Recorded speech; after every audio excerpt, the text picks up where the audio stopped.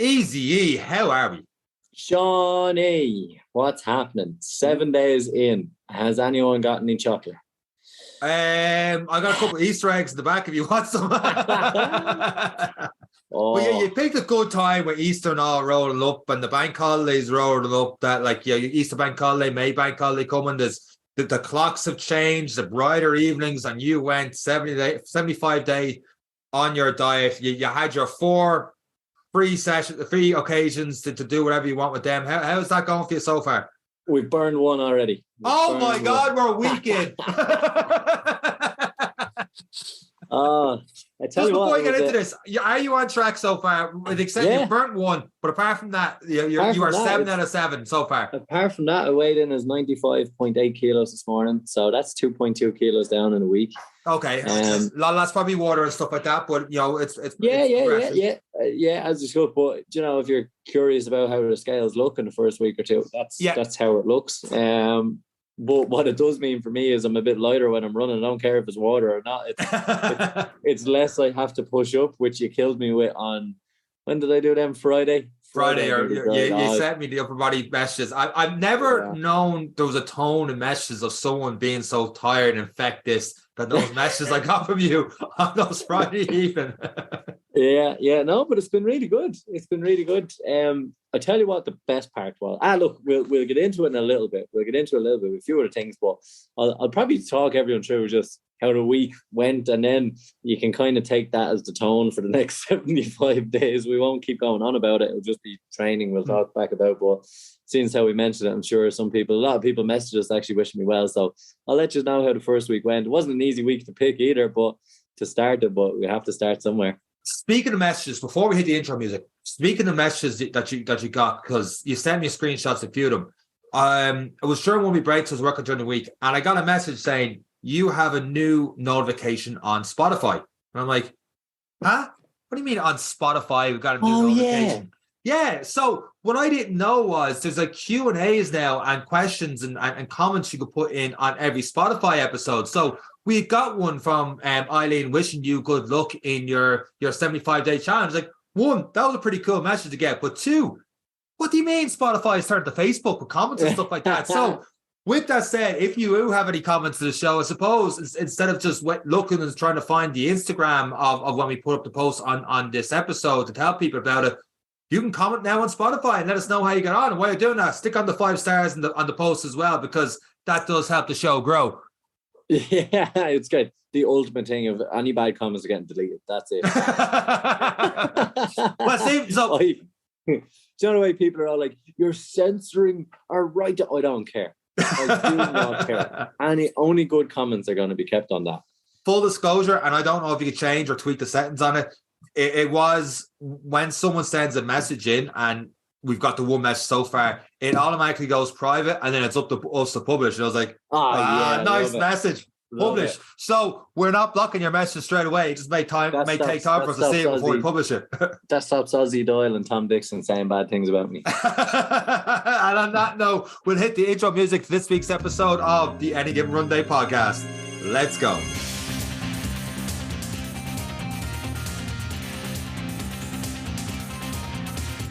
I'm sure we're going to go into segues anyway. So we will go through your 7 days, not like in mad detail and stuff, but I'm sure we will branch off and stuff like that and hopefully get a good bit of information for the people listening to this week's episode of the podcast, rather than Eric got up this morning at 8 o'clock and brushed his teeth. So with that said, how was your first 7 days of the 75-day challenge? Yeah, it was, do you know what, like, as I said, motivation is great. Motivation was there on Monday. I made a deal with you and that was it. That got me up at 6 o'clock on the Monday morning and I was like, strolled over to the gym, got the workout in, and you know what, it was actually nice. The workouts you'd set me took me 34 minutes to get through it, and you said rest for 90 seconds. I might have rested for 2 minutes. Like, I didn't burst myself through it. I just said, day 1, take your time. Don't do anything silly. And it was great. And then I got home and I had the usual, like, I feel fantastic now because I've trained. And then I was like, I got up way too early. I have so much time until I go to work now. And I was able to get out nice breakfast, lunch and all made, no stress. It was a nice start. Into Tuesday then as well, something similar. We got up on the bike, I think, on the Tuesday morning. And then I had to get up early. I was on the bike at 6 o'clock on the Wednesday morning. So that was an earlier start because we had to fly to Belgium. So that was a day I was worried about because I was like, right, that's a long time flying. And it's like, oh, what's it going to be like on the other side? What am I going to be able to get done? How tired am I going to be? How do you drink 3 liters of water and be strapped into an aircraft for 2.5 hours at a time? So nobody listening can relate to that. Yeah, like it was one of those. You push the button and say, "Here, can I have some water, please?" Can I go to the toilet? And the Ryanair one, no, sit down. But it's it was a lot more. I had to go into the day, and then when you land into these little airfields as you're transiting across, they all have a little lounge, and it'll have all the nicest chocolate, all the nicest drinks, all the nicest of all you can think of. There's nothing healthy in this room. Literally, the bottle of water is about it. Literally, so, Belgian chocolate. Oh, so good. So it's so yeah, that was the day. And then what I found was starting back into training. Obviously, it's been so long. Given my seating positions and probably things I haven't been stretching, by the time we finished the second flight, my lower back was killing me. So we got to the hotel room. I was like, we had an hour and a half till we were going for dinner, and I was like, right, yoga. This is why I included it as part of this. And I was never happier to be doing a workout than I was that Wednesday night. I did a yoga with Adrian. We might tag it in. If those who are struggling like me, you get your lower back pain when you get back into training, because just the job and itself, the way we sit and stuff, it's tight. So I just folded, the kind of throw they put in the end of hotel beds. We just doubled that over and opened up the iPad, and off I went. Did I think it was 35 minutes of yoga. The video I followed her was 35 minutes or so. And it's great because the last 5 minutes she's telling you to just lie there in silence and think about how great you are. And it's like, this is the best day ever. But yeah, and then the next morning I went for an exploring run, which was great because there's one thing about running somewhere new. Like if you run the same loop and you're like, 5K, you know every meter. I got through 6K from taking wrong turns. Do you know, like our 5K from which way? This way. And just going for a jog. No, dead end. I have to run back. And there was I just had to get where I thought I was going. So that was my first run back, but the lower back was feeling every step. It was tight. So yeah, that was Wednesday into Thursday, and then we got another yoga session in Thursday night just for the back because we flew home. Then obviously as a passenger, not as flying, so it was a bit easier. But and then Friday I was smashed at that stage because there was a lot going on. And then I took on your workout, and I don't know whether it was just the mental element. I was definitely soft in the head, but I was doing the push-ups. You had me doing this push-up. It was push-ups. And then there was cable push downs and then 10 burpees. And I seen 3 sets of this shit. So I was like, no. And I was already goosed. I had texted you at this stage going, oh man, I am under severe pressure. And so I got into the second round. Got through the first round. I was like, okay, that was a struggle, but we're still here. By the time I got to the second burpees, I got to burpee 4 and my arms just did not work. I face planted the ground. It was, oh no. So not good. I overestimated how much push-ups you could do because I know with your training and your testing and stuff you do, the reason the push-ups are there, one, I like alternating between push-ups and dumbbells and barbell presses, not always just using the barbell. I think it's great for your shoulders to push-ups more personally. But two, because that was more specific to you, that like you have to, like every now and then you do these push-up tests and stuff at work. So I'm like, that is a specific skill, because a couple minutes ago, like you talked about how like you were running through Belgium and your mind was thinking more about, okay, where do we go next and stuff, rather than doing the same loop going, I've got another kilometer, 2 kilometers. And you could, once you change that mindset to work on something else, it feels easier to get that 6K like you're talking about. The same with the push-ups, like you go, okay, it's not just I have to get through this 35-40 minute session. It's like I need to progress in these because I know in a couple of months' time I'm going to go through this challenge again. And then I'm being a dick but throwing in the cable press downs, because once you do push-ups, like, okay, let's just bang out the triceps because look, Yeah. it's on a Friday for a reason, a bit of an arm pump as well, because you get a good pump and stuff after that. Oh, And it's then amazing. burpees I felt like a brick shit house coming out of the place, but I was done. Yeah. But not in a sense that I was throbbing, if that makes sense. Yes. It was pure endurance fatigue. It was pure fatigue I hadn't felt in the upper body in a long, long time, nor have I done anything like that other than your lift this and that in a long, long time either. So it was absolutely fantastic. Good. Yeah. And then the burpees there as well, just for a bit of hit. I mean, some people love and hate burpees. I think it's just one of those, it's not the most, people are like, oh, what's the benefit of burpees? Sometimes when the arms are dead tired and you're like, right, I got 10 of these to blast out. F you, let's go. And that could be that's just as good for the mind. You can say, oh, well, this exercise is more technically beneficial because this, and this. It's like, well, sometimes you just got to train the mind and go, right, my arms are dead tired. I'm going to empty the tank these 10 burpees. I know I'm going to go 90-second to 2-minute break after this. Head, what do I have? Let's go. And for me, there's nothing wrong with that. And as well, or the types of training and stuff you're doing, because you're not going to be doing a whole hell of a lot of interval sprints right now. It's like building up the legs with the runs and the cycles again. Why not throw something like that in there? Yeah, and it got me. It broke me. I know we said we won't break, but through fatigue, those burpees got me. I couldn't do the last set. I just went home. I was like, thanks very much, Sean.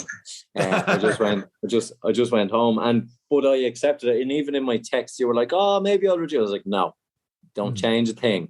Next week, I have a goal now. I was humbled. That was the only way I could put it. I was humbled once again from a 30-minute workout, and it was good. And then, but it's fantastic. I didn't get to the leg workout this week, just with the amount that was going on.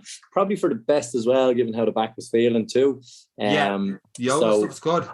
Yeah, no, and I have to say, it was actually, when we're talking about this is the most stretching I've done probably in 2 years in terms of consistency. I've got 3 yoga sessions in this week, so like it's been pretty good, feeling a little bit looser as well, and starting to get back into it. But then yesterday I had a 24-hour duty, so I couldn't hit the going for a walk again for 30 minutes because obviously people can track where I'm walking on Strava. It's not ideal. So yeah, I think I accumulated I don't know, close to 21,000 steps, maybe a bit more over the course of the day. So there's plenty of the walks there as I tracked every day, and I got stretching in between.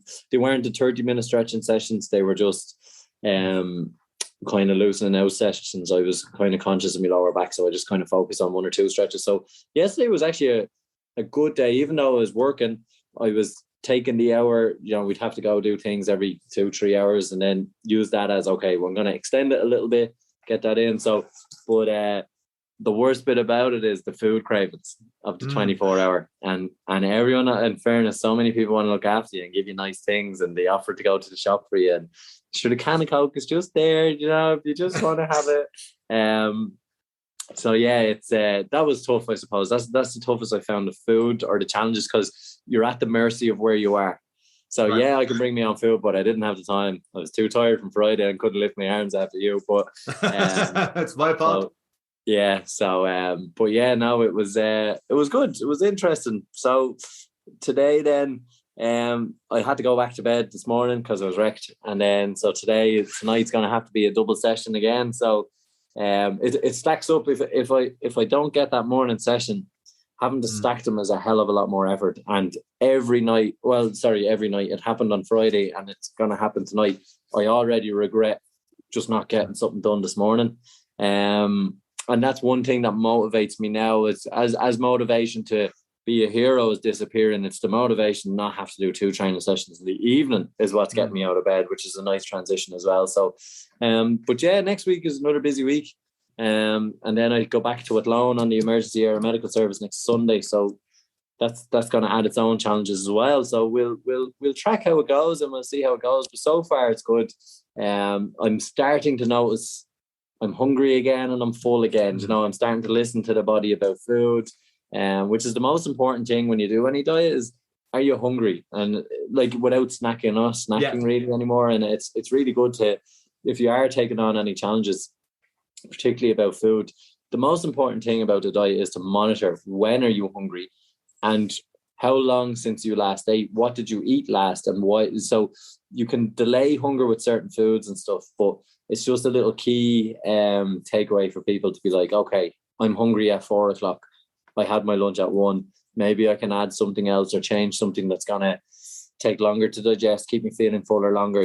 Like if you are taking on challenges like this and a diet is a part of them, it's just something to consider. And I'm again listening to the body signals of, no, you're full, man. Like last night I wanted to get the extra scoop of the rice and I was like, don't do it. You're full. You're full. Listen to your body.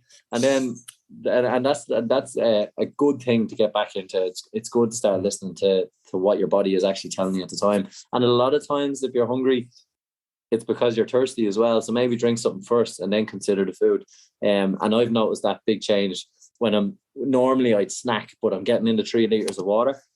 I'd be taking in the water and all of a sudden that dying hunger disappears. And it's just like, okay, it's an hour to dinner. I don't need to get food now. There's liquids coming in, but yeah, the fluids is tough. Not that bad. Again, if I don't train in the morning, it's tough because once I train in the morning, there's nearly a litre gone in the morning. And then it's just 2 liters to get in over the day. But if I didn't train like Friday morning, I was a bit tired, stayed in bed. It was hard to get 3 liters in. And I was up at 3 a.m. then to go toilet because I was lumping it into me before midnight. So, without going into too much details and dragging people, but that's essentially how the first week has gone. Just keeping it at 30 minutes was probably the most important part because even though I felt like dead dog tired, it was like, Eric, it's only 30 minutes. And once you're on the bike, it's like, yeah, sure. Before you know, you're 5 minutes in. It's like only 25 left and then you're done. And it was actually a great one. And it gives me the confidence now this week that I'm starting to get the energy levels back. And it'll be, the 30 minutes won't be just get to 30 minutes. It'll be, we might do 40. We might do an hour of it, so, but just getting used to getting up. And then just waking up in general now, like I think come the Friday, I did wake up at 6:15, no problem. I didn't feel majorly tired. I knew there was a 24-hour day coming the next day as well. I was just like, oh, do you know what? Just let's just snooze. But yeah, no, it's just breaking the back in it. That's the hard bit. And then next week will bring its own challenges, but hopefully there will be more of a structure. This week was just see how you go. Next week's going to be more of a structure in terms of what's happening on what days. Cycling's going to be on a particular day, and they will only change if life changes them. But apart from that, there'll be more of a routine coming in. This week was just do everything, and I think I got 1 swim, 1 run, 2 or 3 cycles. Plenty of yoga, plenty of walks. Whereas next week is we're getting into the prescription. We're getting into Monday has to be this, and it has to be the cycle. So my cycling days are going to match my gym days. And then my swim and run days are going to happen on the same day. So, and that's how it's going to have to go for the 2 days from now on. And then there will probably be a third training session of a yoga. But it doesn't have to be 30 minutes now. It can just be the 15-minute yoga, which is important then, because you'll always get 15 minutes at some point in the day. So, but that's how we're going to transition now into week 2. The pats in the backs and high fives and hand slaps for surviving the first week. But now it has to be structured. It has to be structured if I'm going to do this marathon. Yeah, you've got another 10 odd weeks to go. Pretty much on track for week 1, except as I was talking about in the intro, you're down to 3 occasions now instead of your 4 occasions. Yeah, you lost an occasion already. Yeah, so when we were in Belgium, we were I'm going to too much details of it, but basically one person we were having a chat on the way down. They were like, oh, this could probably be me last time here. And it was a big bomb drop. And I was like, all right. And then it was like, so you having a beer? Yeah, probably am, yeah. And I was raging because it wasn't a big session. It was a couple of beers, 1 or 2. It wasn't wild or exciting, but it was the 1 or 2. But they're the choices you make. And that's the beauty about, you have 4 occasions. I didn't anticipate using it for that one. So now we have the difficulty of, I have to pick and choose now. This is where the discipline comes in, because motivation is going to disappear very soon. Yeah. And then it's discipline. Discipline is getting up when you don't want it. Discipline is saying no to the drink, to the chocolate, to whatever, regardless of the situation you're in. That was one situation I actually was like, you know what, I will enjoy this one because I don't know when this will happen again. So it's definitely one of those. Now I have to make a choice on something else that maybe I'm like, do you know what? This isn't really important to me. This can happen in 11 weeks' time. So it's yeah, so that's where it is. And this is where the challenge comes into it. And everyone's like, yeah, it seems easy, but it's not really when you get down to it now. We're down to 3 occasions left over 10 weeks, and I already know 2 of them are guaranteed. So it's the flexibility for one more, I think. So yeah, that's pretty much it. It's but yeah, but you feel like a failure though. I'm like, oh my Did you God, feel like that? Because yeah, you do. Because I was like, it's only week 1, Eric. yeah, You weren't there. And then I was like, no, do you know what? You've 4 occasions. I was like, fair enough. This is one of them. yeah. But you've lost your outs on the other end as it gets close, as you said, into summer and into bank holidays and into everything else. It is where you made it very strict, and we talked about that last week. Whereas I'd be a fan of like the flexible kind of diet, the 80-20, where you have your 20%. So if let's say you did 20%, that's like twice a week over 11. That's like 22 cheat meals. You're on 4, so it's like and that's where the challenge comes in for you. And I know you wanted this big challenge for your big start, because this is going to be a hell of a year with the Cork Marathon and your Ironman, which is something you've planned for years and years. So you needed that strong start. But just for someone listening that's doing it, that's just getting a 6-week start, it doesn't have to be 4. But for you, it had to be. Yeah, but I think mine, this is one thing. What's your definition of a cheat meal? Because that night I had a burger. No, it depends. A burger wouldn't be where you got the burger. That'd be it. Yeah, so that's what I'm saying. So when people take on these diets, and that's what I said, it's about making the better choice on the menu. Yeah, we didn't go to McDonald's. We got like a premium burger, and it was brilliant. And I didn't get the crappy chips. I got the potatoes of some sort, and they were lovely. And when you're looking at the skin on them, you're like, these are potatoes. You're going back to nutrition dense kind of food stuff rather than what you get at McDonald's or whatever. And that's where I know you're saying 4 occasions. It was the beer that was the big no-no. But the food, and as I said, it's the food, the choices you make with the beer or the day after the beer. That's what sets you back a couple of days. That's what brings you down. So yeah, it's 4 occasions where I could just let my hair down. But even still, if me and you were to use an occasion now in a couple of weeks, Sean, I'd be hunting the better restaurant than I would be hunting the takeaway. Or if I go to a place and this is terrible. I went flashback to Friday. I was going for my walk. I just needed fresh air and I couldn't get on the bike again. So I just said 30 minutes walk. And I was just coming to the end. I was starting to get hungry as well, because at the end of the walk, I had to go to the shop and bring home the stuff for cooking the dinner. I walked down Clane Main Street, first by Manzer's. The place was hopping. I was like, oh my God. Then I walked by an Indian. Smelled amazing. Next was a Chinese. Within 50 meters, I was like, oh, the spice bags were just screaming at me. And then the chipper. And the best bit about the chipper, when you look in, you see all the battered sausages and all lined up in the little window. I swear one of them spoke to me. I swear they did. What did it say?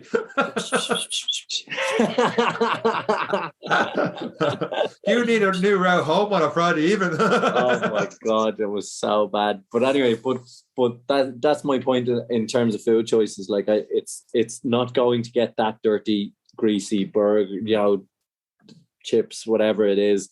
It's having those little outs, like the Easter eggs. And the reason it's probably good for me is, if I got an Easter egg, if you gave me an Easter egg, I will eat the 2 bars inside it in the blink of an eye, and then I will eat the entire egg, and 5 minutes wouldn't have passed.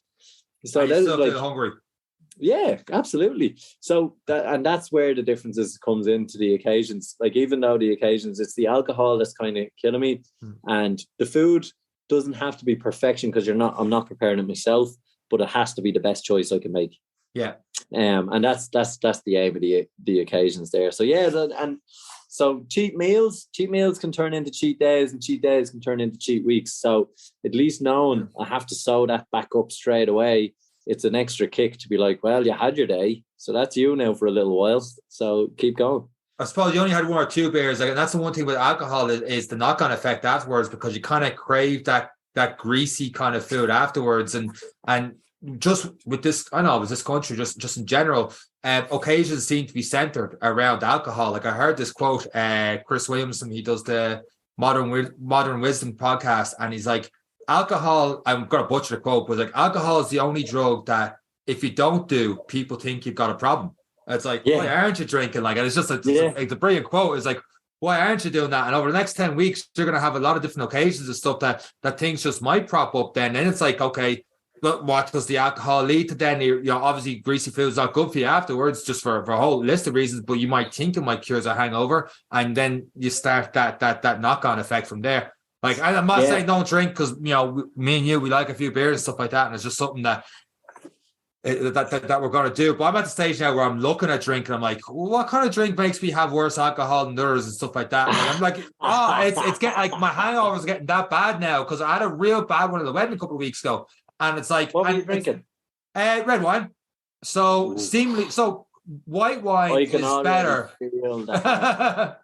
White wine is better for you in terms of hangovers than red wines. The darker the alcohol is like, it's a loose kind of thing on it. The darker the alcohol, the more likely it's going to give you a hangover.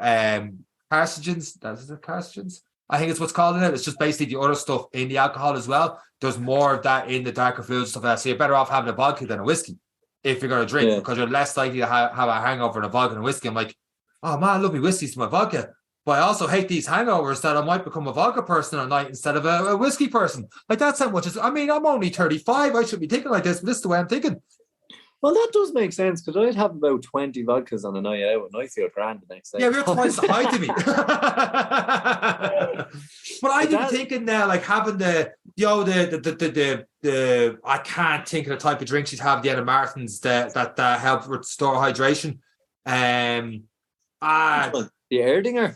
No, the Erdinger. No, not non-alcoholic drink. You mad thing. It's good for hydration and stuff like that. I can't like an isotonic. Yeah, some sort of isotonic. There's a particular type of them I can't think you get in the canvas. But anyway, I'd be thinking now. Oh, I have one. The Orlight. Thank you very much.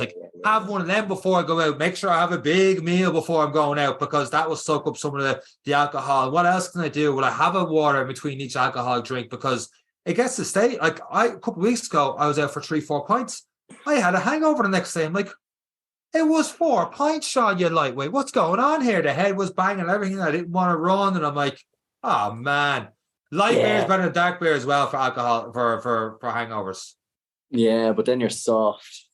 Yeah, but I don't have a hangover. My head's not banging. I made the run afterwards. I'm at that case. I'm like, okay, I'm not gonna be a fan of the soft thing. I was in bed at 9:30 on a Saturday night last night because the clocks were going forward or go back. Yeah.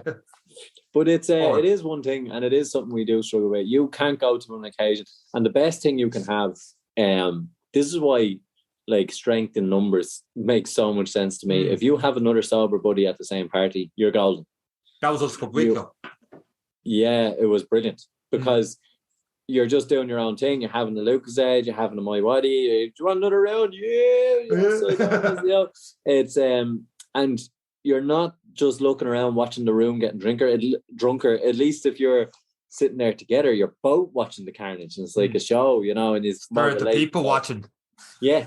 So and that's one thing you kind of have to consider as well. And that's why sometimes it's good to have someone who's.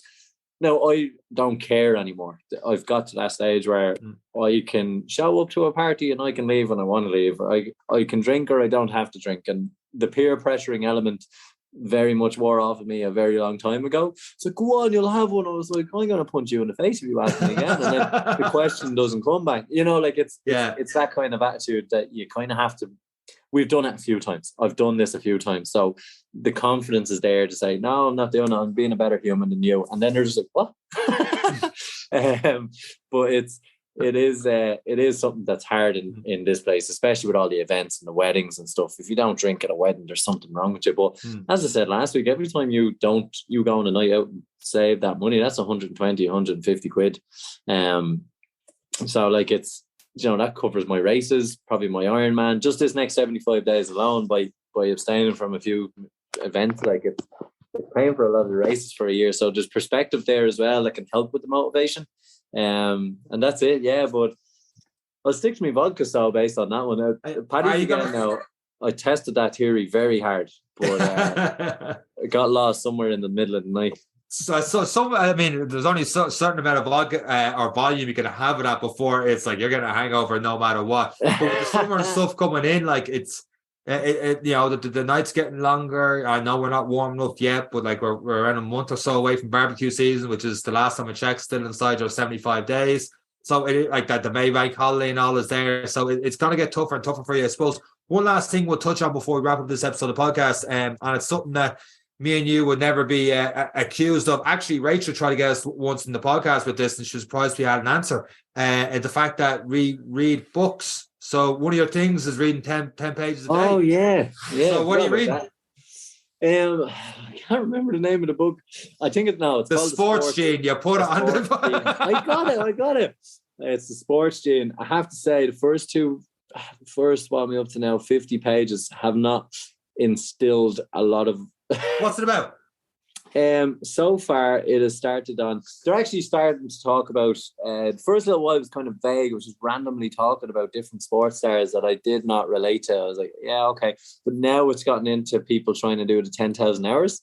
There is actually one guy, and this is the part. Now, I did get through... I read these 20 pages. I went beyond. I was curious. It started to talk about this bloke who wants to be in the PGA Tour.